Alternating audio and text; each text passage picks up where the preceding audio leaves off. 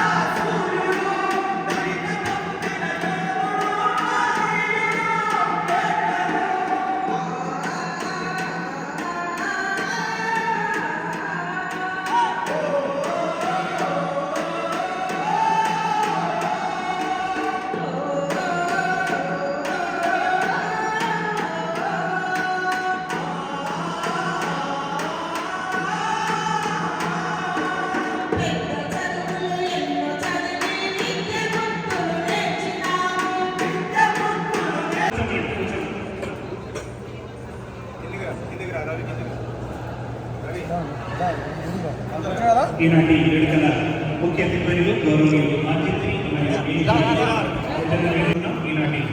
Doctor BR Ambedkar గారి 133వ జయంతి. అందరూ గట్టిగా చప్పట్లు కొట్టి ఆనందోత్సవాల మధ్య మనం వేడుకలను విజయవంతం చేయాలి.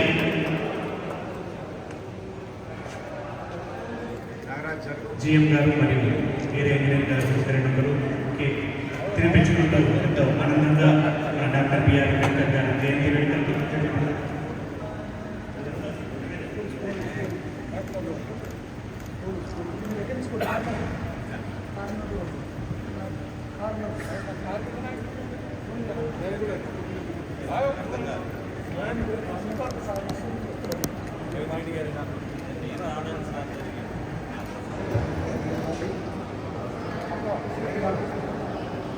సింగరేణి వ్యాప్తంగా ఎంతో ఆనందోత్సవాల మధ్య ఘనంగా నిర్వహించుకుంటున్నటువంటి 133వ డాక్టర్ బిఆర్ అంబేద్కర్ గారి జయంతి వేడుకల్లో భాగంగా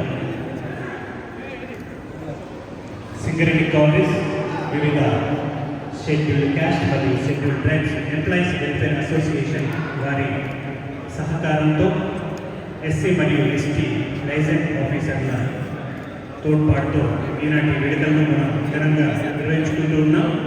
లైసెన్స్ ఆఫీసర్ శ్రావణ్ కుమార్ గారు, అదేవిధంగా మరొక లైసెన్స్ ఆఫీసర్ శ్రీ వినాయక్ గారు పంచుకుంటూ ఈనాటి జయంతి వేడుకలను చేసుకోవడం మనం చూస్తూ ఉన్నాం. నిజంగా కూడా చాలా సంతోషం. ఎంతో చక్కగా ఆనందంగా ఉప్పొంగిన ఉత్సాహం మహనీయుడు నిమ్న వర్గాల అభివృద్ధికి వేదికను అలంకరించినటువంటి నాతోటి ఉన్నతాధికారులు మరియు వివిధ సంఘాల నాయకులు, అలాగే వివిధ కార్మిక సంఘాల నాయకులు మరియు లైసెన్స్ ఆఫీసర్లు, ఇంకా అధికారులు, ఉద్యోగులు, సింగరేణి ఉద్యోగులు, ప్రజలు, మహిళలు, బాలబాలికలు అందరికి కూడా నమస్కారం.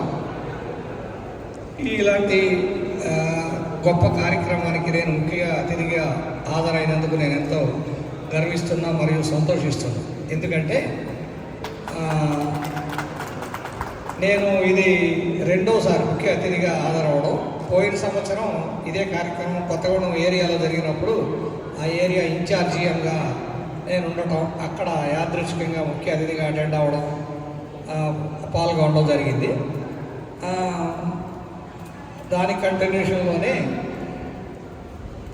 ఈరోజు మీ ముందు ఇలా ముఖ్య అతిథిగా నిలబడ్డాను అంటే నేను గర్వంగా చెప్పుకోగలను. అది ఎందుకంటే అది ఒక అంబేద్కర్ రాజ్యాంగంలో పొందుపరిచినటువంటి ఏదైతే రిజర్వేషన్ విధానం ఉందో ఆ రిజర్వేషన్ విధానం వల్లే నేను ఈరోజు ఈ స్థాయికి చేరుకోగలిగాను గర్వంగా చెప్పుకుంటాను. ఎందుకంటే నేను ఆయన యొక్క విధానాలు, ఆయన యొక్క ఆలోచన విధానం ప్రజల్ని ఎలా అభివృద్ధి పరిచింది, ఎలా అభివృద్ధి చెందారు అనడానికి నేను ఒక సజీవ నిదర్శనం. ఎందుకంటే నేను కూడా ఒక అణగారిన అంటే వర్గంలో పుట్టా.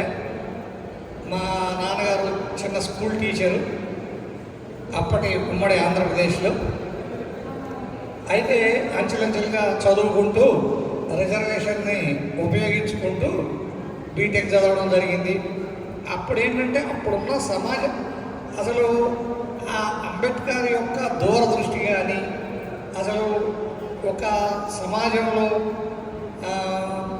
వెనకబడిన వర్గాలు కానీ, లేకపోతే వేరు చేయబడిన వర్గాలు కానీ, అంటే ఒక్క ఎస్సీ ఎస్టీలే కాదు, బీసీలు అన్ని వర్గాలు కూడా ఎవరైతే సమస్యలు ఎదుర్కొన్నారో వాళ్ళ సమస్యల్ని అసలు ఎలా పరిష్కరించవచ్చు అనేది ఒక ఎంతో దూరదృష్టితో ఆయన రాజ్యాంగంలో పొందుపరిచారు. అవన్నీ కూడా ఎలా అంటే ముందు రిజర్వేషన్లు అన్నారు, ఏది అణగారిన వర్గాలకి ఎస్సీ ఎస్టీ బీసీ ఈబీసీ అంటే అంటే ఆర్థికంగా వెనకబడే వర్గాలు, మహిళలు, ఇలా రకరకాల వర్గాలకి రకరకాల రిజర్వేషన్లు పొందుపరిచారు రాజ్యాంగంలో. పొందుపరిచినప్పుడు ఒక రిజర్వేషన్ అంటే ఒక చదువుకోవడానికో లేకపోతే ఇంకో దగ్గర ఆగలేదు. మరి చదువుకున్న తర్వాత ఉద్యోగంలో సరిగ్గా ప్రతిభ కనపరచలేకపోతే తనకున్నటువంటి వెనుకబాటుతనం వల్ల, అంటే ఆర్థిక వెనుకబాటు అవ్వచ్చు, సామాజిక వెనుకబాటు అవ్వచ్చు, ఏ వెనుకబాటుతనం వల్ల అయినా తన ప్రతిభ కనపరచలేక ఉద్యోగం సాధించలేకపోతే అని మళ్ళీ ఉద్యోగంలో కల్పించారు. ఉద్యోగంలో చేరిన తర్వాత మరి ఒకవేళ ఎంత ప్రతిభ కనపరిచినా అంచెలంచెలుగా పైకి వెళ్ళలేకపోతే అని ఆలోచించి మళ్ళీ ఉద్యోగంలో పదోన్నతుల్లో రిజర్వేషన్ కల్పించారు. అంటే అసలు ఆ దూరదృష్టి అనేది చాలా అద్భుతమైంది. ఎవరికి మహా అయితే రిజర్వేషను చదువుల్లో చదువుకునేటప్పుడు ఇంతే సరిపోతుంది అనుకోవచ్చు. కానీ ఆయన అట్లా అనుకోలే. ఒక వ్యక్తి, సపోజ్ ఒక సుధాకర్ రావు ఉన్నాడు, వాడు పుడతాడు ఒక అణగారిన వర్గంలో, వాడికి సరైన సమాజంలో ఆనాటి సమాజ పరిస్థితుల దృష్ట్యా సమాజానికి దూరంగానో లేకపోతే అవకాశాలు లేకపోవడం వల్ల ఆర్థికంగానో సామాజికంగా వెనుకబడటం వల్ల వాడు చదువుకోలేదు, సరైన చదువు అందకపోతుంది. అందించాలని ఏం చేయాలి? వాడికి రిజర్వేషన్ కల్పించాలి. స్కూల్లో, కాలేజీలో, అక్కడ ఇక్కడ అన్ని చోట్ల కల్పించాడు. ఆ తర్వాత చదువుకుంటే ఉద్యోగాలు ప్రవేశించాలంటే మరి తన అంత స్థాయిలో చదవలేకపోయినప్పుడు మరి ఉద్యోగం రాదు కదా. వీడికి రిజర్వేషన్ కల్పించాలి. ఉద్యోగంలో రిజర్వేషన్ కల్పించాడు. ఏది 15% అని, 7% అని, ఇంకా 13% అని, అట్లా. అంటే ఉద్యోగం వచ్చింది. ఉద్యోగంలోకి జాయిన్ అయ్యాడు. ఉద్యోగంలో జాయిన్ అయిన తర్వాత మరి ఎంత పని చేసినా కూడా కొన్ని పరిస్థితుల వల్ల వాడు పదోన్నతులు పొందలేకపోతే అండర్ మేనేజర్గా ఉండిపోతాడు, లేకపోతే ఒక అసిస్టెంట్ మేనేజర్గా ఉండిపోతాడు, అడిషనల్ మేనేజర్గా ఉండిపోతాడు. కానీ జనరల్ మేనేజర్ అవ్వాలంటే ఏం చేయాలి? అని మళ్ళీ ఉద్యోగంలో కూడా రిజర్వేషన్ కల్పించాడు, పొందుపరిచాడు రాజ్యాంగంలో. ఆ పొందుపరచడం వల్ల ఎంపీటీగా జాయిన్ అయిన సుధాకర్ రావు అయ్యాడు. ఈరోజు జనరల్ మేనేజర్గా మీ ముందు నిలబడ్డాడు. అంటే ఈ స్థాయి అసలు అంత దూరదృష్టితో ఆనాడు రాజ్యాంగంలో 1952లోనే ఒక అణగారిన వర్గం యొక్క వ్యక్తి సమాజంలో ఉన్నత స్థానాలకు వెళ్ళాలి అంటే రాజ్యాంగంలో ఏం పొందుపరచాలి అనేది అంత గొప్ప దీంతో రాశారు. అంటే అసలు ప్రపంచంలో అంత మేధావి ఎవరో ఉండరేమో ఇంతవరకు. అంత దూరదృష్టితో ఆలోచించినటువంటి మేధావి ఎవరో ఉండరేమో అసలు. కాబట్టి అలాంటి గొప్ప మేధావిని ఈరోజు నేనే కదా, నాలాంటి ఎంతోమంది, మన చైర్మన్ గారు బలరాం సార్, ఇట్లా ఎంతోమంది ఆ రాజ్యాంగంలో ఆయన పొందుపరిచినటువంటి ఒక గొప్ప అవకాశాలను ఏర్పరచడం వల్లే ఈరోజు అంటే ఎవరైతే అంటే ఎవరో అణగదొక్కడమో అణగాచడమో కాదు, అది సమాజంలో ఉన్నటువంటి ఏర్పాట్లు అయ్యి ఆనాడు ఆయన కాలంలో ఉన్నటువంటి ఏర్పాట్లు. ఆ ఏర్పాట్లలో కొంతమంది అణగారి ఆర్థికంగా సామాజికంగా వెనకబడటం వల్ల విద్యకు దూరం అయ్యారు, ఆర్థికంగా దూరం అయ్యారు. అవన్నీ కాకుండా వాళ్ళు కూడా సమాజంలో వెనుకబడిన అన్ని వర్గాలు, మహిళలు అనగారపడ్డారు. అలాగే బలహీన వర్గాలు, ఇలా ఉన్న సమాజ వ్యవస్థ అది. ఆ వ్యవస్థలో ఎవరిని దాన్ని నిందించడానికి లేదు. ఆనాడున్న వ్యవస్థలో ఈ అణగారిన వర్గాలు ఎలా సమానమైనటువంటి సమసమాజంలోకి రావాలి అనేది ఆలోచించి ఒక గొప్ప రాజ్యాంగాన్ని రచించాడు అంబేద్కర్. అలాంటి గొప్ప వ్యక్తిని మనం ఈరోజు 133వ జయంతి జరుపుకోవడం అనేది చాలా గర్వంగా ఉంది. కాబట్టి ఇక్కడ నేను అంటే నా అభిప్రాయం మాత్రం ఇది, నా వ్యక్తిగత అభిప్రాయం. దాంతో ఎవరో విభేదించినా పర్లేదు, ఏకీభవించినా పర్లేదు. కాకపోతే ఏంటంటే అసలు ఇంతకుముందు చెప్పినట్టు రిజర్వేషన్లు ఎందుకు వచ్చాయి అంటే సమాజంలో కొంత అభివృద్ధి చెందినటువంటి వర్గాలకి సమానంగా సమాజంలో వచ్చినప్పుడే సమాజం అంతా శాంతియుతంగా ఉంటుంది. కొన్ని వర్గాలు ఎప్పుడు సఫర్ అవుతూ బాధలతో ఉన్నప్పుడు, ఒక వర్గం సంతోషంతో ఉన్నప్పుడు ఈ బాధతో ఉన్న వర్గం ఏం చేస్తుందంటే అశాంతి కలుగుతుంది. అరే నేనే ఎందుకు బాధపడాలి, నాకు వాళ్ళలాగా ఎందుకు అన్నీ ఉండకూడదు అనే వర్గమైన అశాంతి వస్తుంది. అశాంతి ఏమవుతుంది? కక్షగా మారుతుంది. కక్ష ఏమవుతుంది? హింసగా మారుతుంది.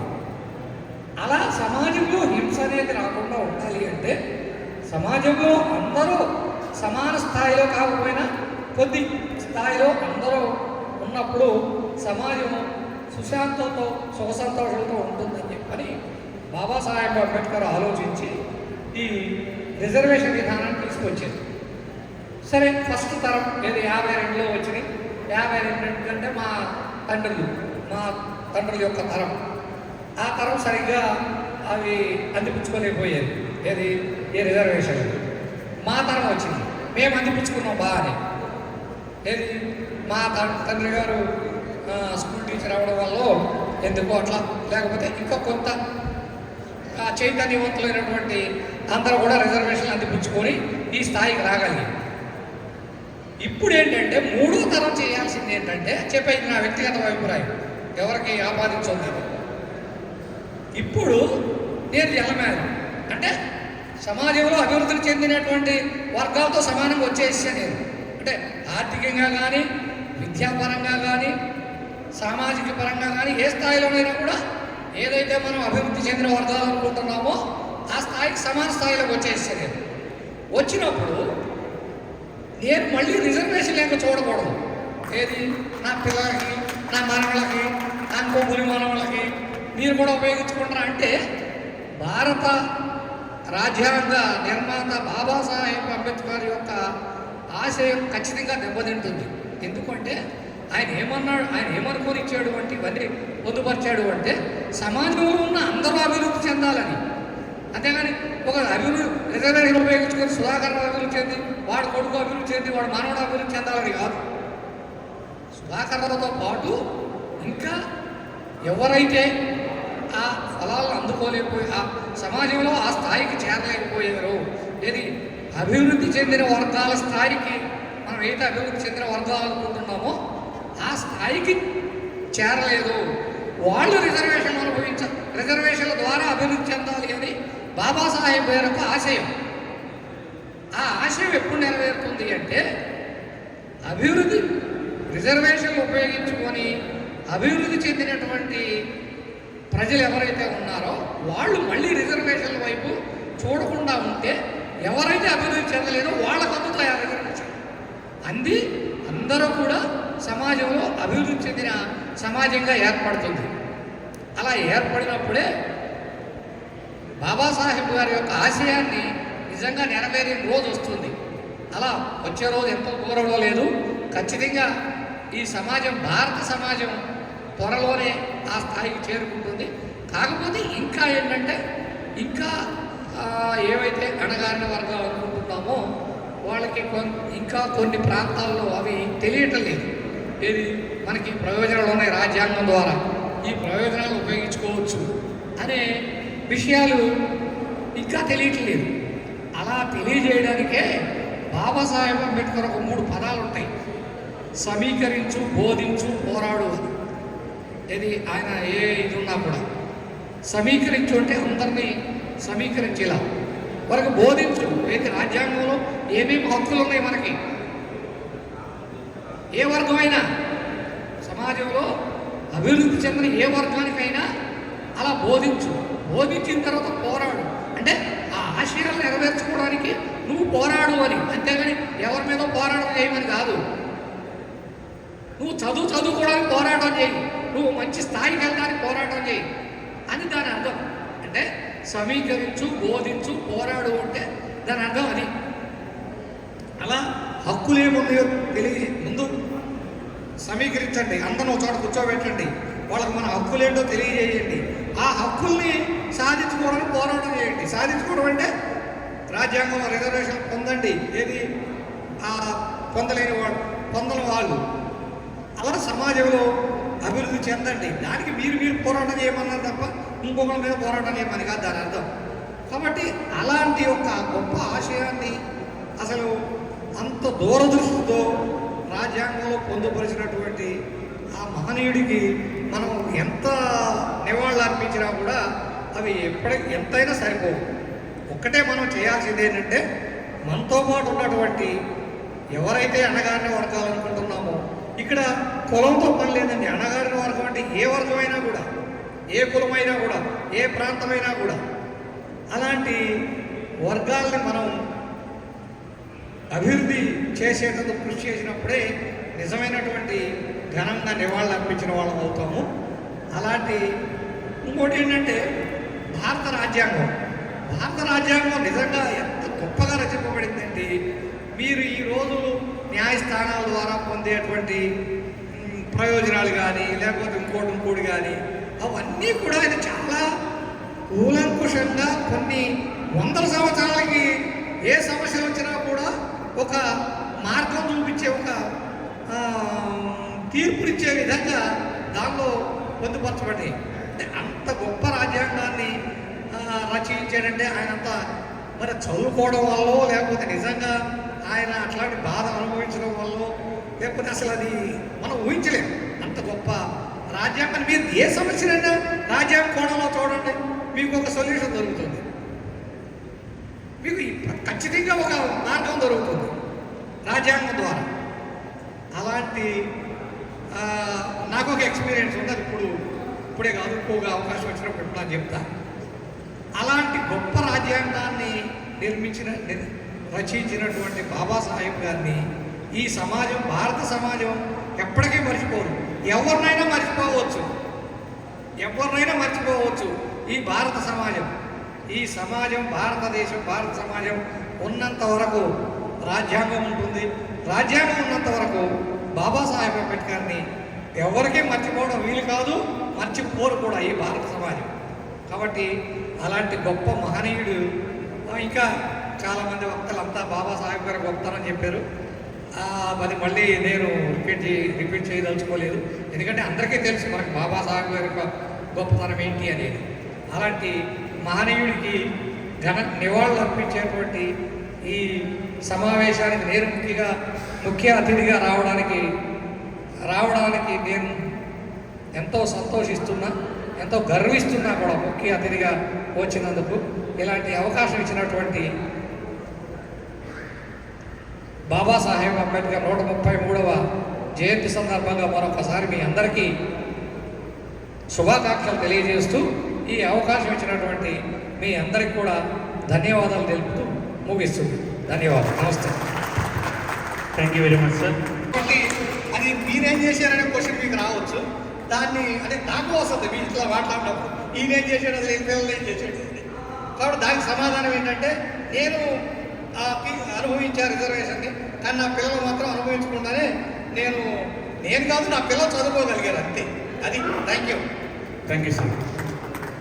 133వ జయంతి కార్యక్రమానికి విచ్చేసిన మరి అధికారులు, కార్మికులు, యూనియన్ నాయకులు కూడా, వీరందరూ కూడా ఇవాళ విచ్చేసి ఈ కార్యక్రమంలో భాగం పంచుకున్నందుకు మీ అందరికి కూడా కృతజ్ఞతలు, జైభీములు తెలియజేసుకుంటూ, మరి ఈ కార్యక్రమం ఇంత గొప్పగా నడుస్తుందంటే మన జిఎం సుధాకర్ రావు గారు సార్ కృషి చాలా ఉందని చెప్పేసి ఈ సందర్భంగా నేను గుర్తు చేసుకుంటూ, మరి వేడుకలకు ముందు సమీక్ష సమావేశం పెట్టే సందర్భంలో సార్ అన్ని డిపార్ట్మెంట్లకు కూడా స్ట్రిక్ట్గా చెప్పాడు. 15th 26 జనవరి ఎట్లాగో చేస్తున్నారో అదేవిధంగా 14th ఏప్రిల్ 14th అంబేద్కర్ జయంతి కూడా అంత ఘనంగా చేయాలని చెప్పేసి అందరికి కూడా అల్టిమేట్ జారీ చేస్తున్నాడు. కనుకనే ఇవాళ ఈ వేదిక ఎంత నిండుగా కనబడుతుందని చెప్పేసి నేను భావిస్తూ, మరి సార్కి ప్రత్యేకమైన చొరవ తీసుకున్నందుకు మా అసోసియేషన్ తరఫున కృతజ్ఞతలు తెలియజేసుకుంటున్నాను.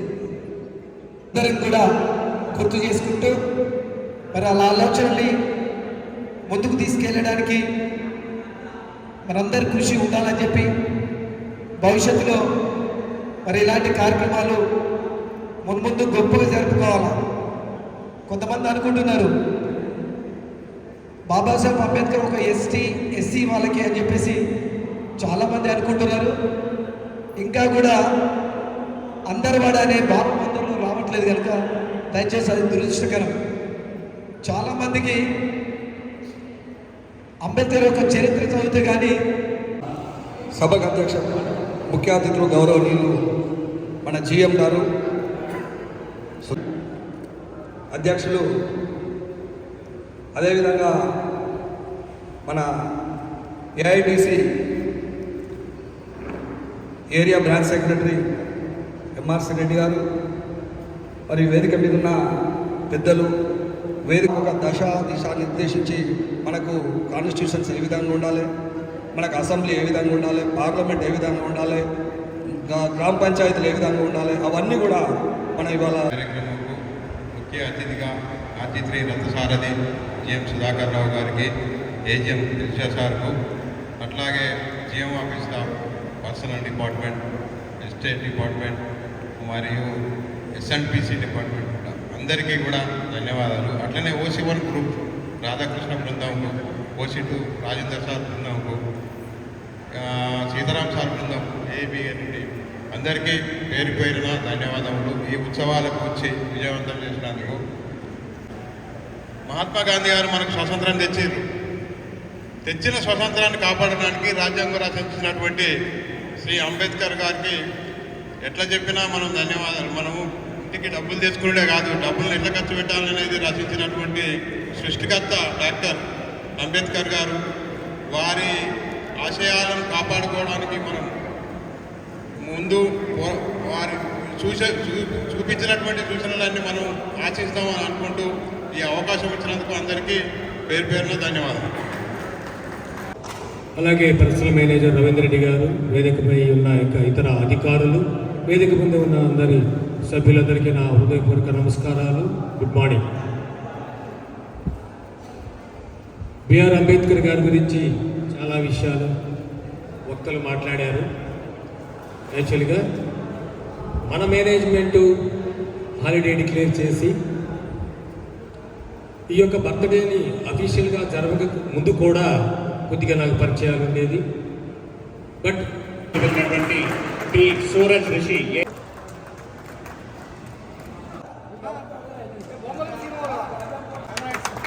B Shrenika 9th class first prize, second prize S అక్షయ.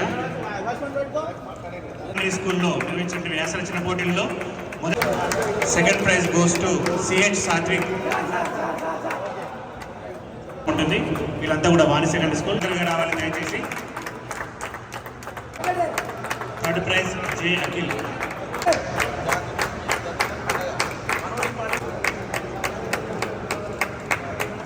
సుధాకర్ రావు గారికి హృదయ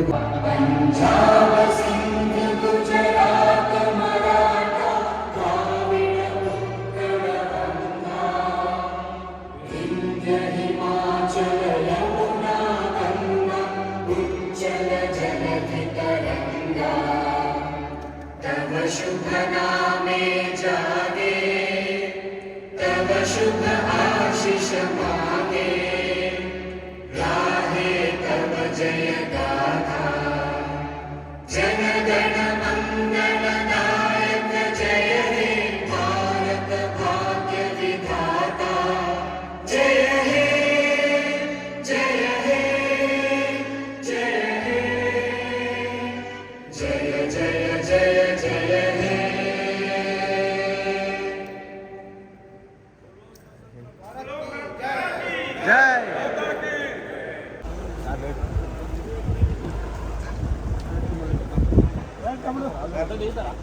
వెళ్తారా?